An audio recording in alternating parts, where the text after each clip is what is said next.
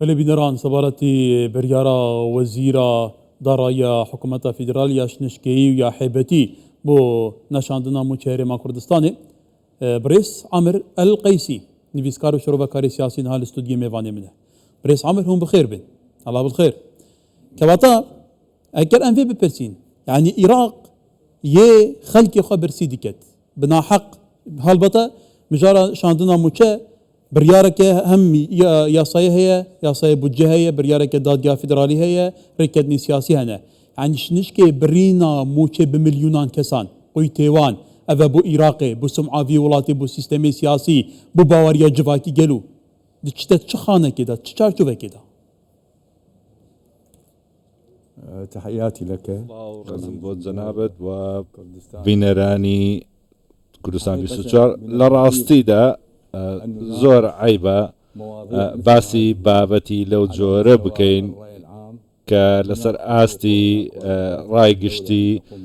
مافو أرق لسر دولتا كدبي أنجام يمداتو أم دوزش وأم قيرانش كهميشه بردوامه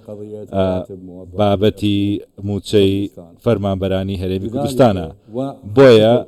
تاو تنانت كاتكشي تماشاي خراپكاريان بكر لكاتكيدا اويش بر لهاتني ججني قرباني بيروزا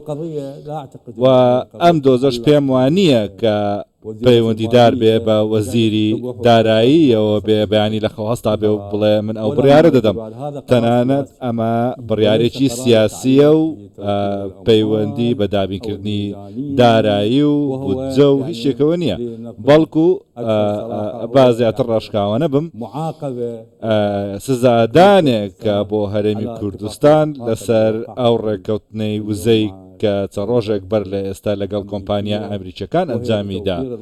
کە بۆ دابینکردنی غازە بۆ هەموو عێراق نەک تەنها بۆ هەرێمی کوردستان و من دژی ئەم مناقەشەکردنی ئەم جۆرە کێشانە بم چونکە ئێمە گەلی کوردستان بۆ دەزانین کە مافی خۆی هەیە و هەروەها بودجێ خۆی هەیە تەنانەت ئەگەر هەڵەیەکیش هەبێ زیادە هەبێت یان کەم هەبێت زیاترمان پێدابن دەبێت نابێت بە هیچ شێوەیەک هیچ کەسێک نزیکی موچەی خەڵک بێتەوە چکە ئەمە قوتی ئافرەتان و منداڵان و خەڵکی سادەیە یعنی بێنە بەرچاوی خۆت بڕینی قوت نزیکە و یەکسانە لەگەڵ کوشتن ئەمە تاوانێکە بۆ نمونە ئەمە تاوانی کوشتنە ئەگەر هاتوو قوتی خەڵک البته پرسێکی گرنگە ئەگەر حتا پرسگیری نابینە هەولێری بەغدا بن سەرگیری بەستێن نافتی بن سەر هەر پرسێکی دن بن خۆ کەناڵێن پەیوەندیە هەنە دانوستاندن هەنە پەیوەندیێنوان هەنە دشێن بە هەڤڕانی قاش بکەن چارەسەریەکێ ببینن پەرلەمان هەیە لێ مجارە قویتی خەلکیەوە کە تا گوتی سەری خەلکی ببرە لێ ڕستقێوان نەبرە بەردەوام 2014 تێتە دووبارەکردن برێس ئەلقەیسی ئەوەکو جێسەرنجێژی بارە پترێ ئەو کەساتکین دیار لە پێش ئیدارەکردنا ڤی وڵاتی بەنە کەسێن ئولدارن زەڵامên ئۆلینە بێگومان جلوبەرگن ئۆلی لەبەرن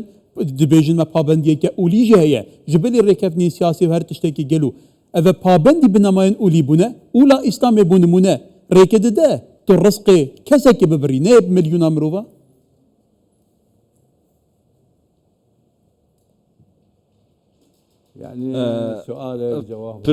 پرسیارەکەت وەڵامی ڕوونە ئاین هیچ ڕێگە بە شتێکی لەو جۆرە نادا بە شوێن یەکسانیەوەیە ئاین بە شوێن هاتنەدی مافەکانی خەڵکەوەیە پێغەمبەر صلی الله علیه وسلم دەڵێ کرێ ئەو کەسە بدە بەر لەوەی ئارەقەکەی ناوچەوانی وشک بێت کەواتە هەموو چەند مانگ جارێک چەند هەفتە جارێک کێشەی موچەی خەڵکی کوردستان دێتەوە بەرباز پێویستە ئەمە کۆتایی پێبێت حەز دەکەم شتێک باس بکەم ئەم کێشانەی ئەم کێشەکەڵەکە بوانە و دووبارە بوانە لە هەموو خولێکی پەرلەمانی و حکوومەتی عێراقیدا سێ هۆکاری هەیە یەکەمیان نەبوونی دیموکراسیە لە وڵاتدا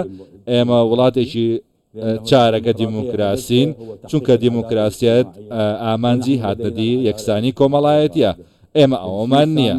ئەوەی دووەمیان پابندبوونە بە دەستورەوە لە ڕاستیدا ئێمە دەستوریشی زۆر باشمان هەیە بەڵام چێ جێبەجێ دەکات چێ پابندە پێوێت حکوومەتی ئیتحادی بەغدا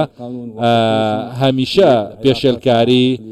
ئەو دەستورە دەکات کاتێک دێتە سەر پەیوەندەکان لەگەڵ هەرێمی کوردستان. سێمیشان ئیرادەی سیاسیە لە وڵات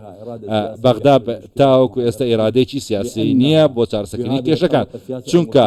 ئەم چینەی کە ئێستا لە دەسەڵاتن ئەوانن کە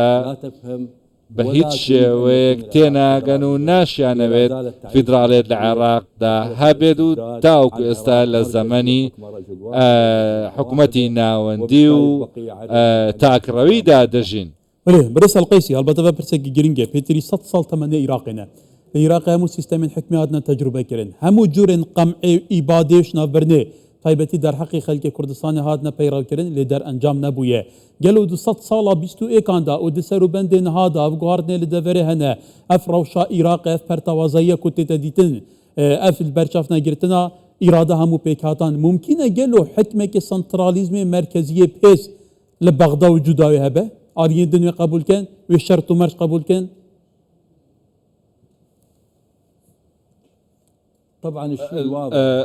ئەوەی کە ڕوونە ئەو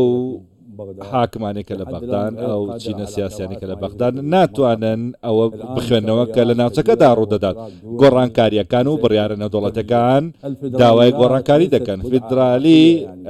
تازەگەرێکی عێراقی نییە بەڵکو لە چەندین وڵاتی عەرەبیدا هەیە بۆ نمونە ئێمارات سیستەمی فیدرالی هەیە و سیستەمێکی زۆر سەرکەوتووە چونکە خەڵک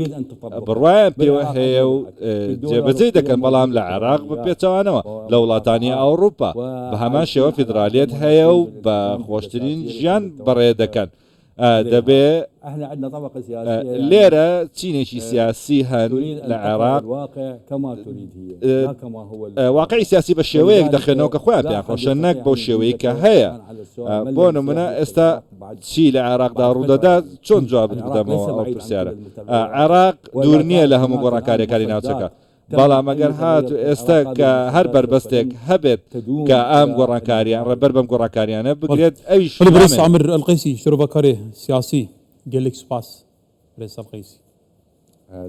شكرا.